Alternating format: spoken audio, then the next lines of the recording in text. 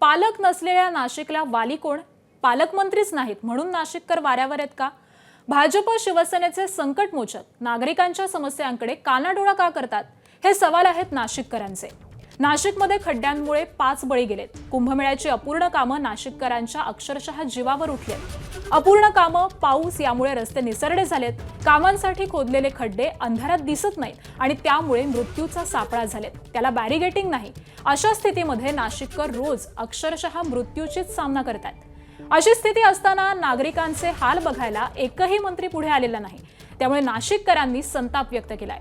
लोकांना राग याचा येतोय की नुकत्याच झालेल्या विधान परिषद निवडणुकीमध्ये गोकुळ गीतेंच्या माघारीसाठी नाशिकमध्ये 3 दिवस उदय सामंत आणि गिरीश महाजन तळ ठोकून बसले होते।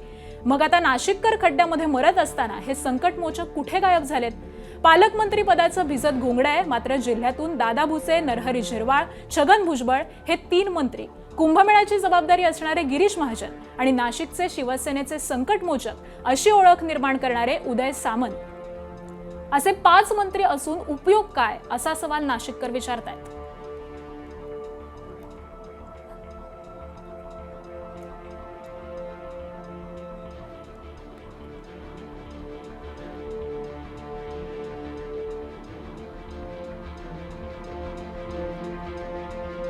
आणि नाशिक जिल्ह्याशी संबंधित 5 मंत्री आहेत, त्याच संदर्भातली माहिती पाहूयात।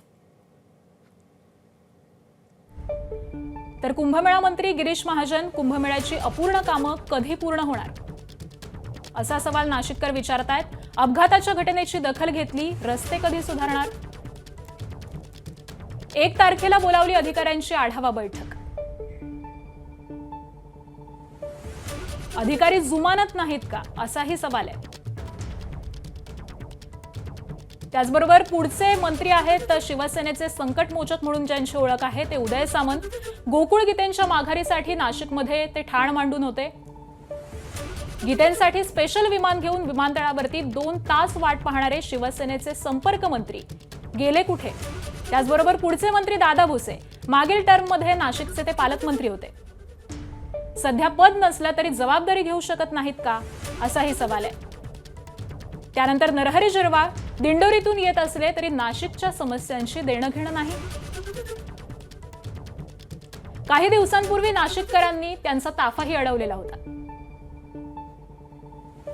त्यानंतर छगन भुजबळांवरती नुकतीच शस्त्रक्रिया पार पडलेली आहे। अनेक दिवसांपासून ते उपचारांसाठी मुंबईमध्ये आहेत। तर शहरात जिल्ह्यातील कुंभमेळा कामामध्ये फारसे विचारात घेतले जात नाहीत, असंही म्हणणं आहे। नाशिकचे दौरेही कमी झालेले आहेत। अधिकाऱ्यांच्या कामाविषयी नुकतीच नाराजी व्यक्त केली आहे।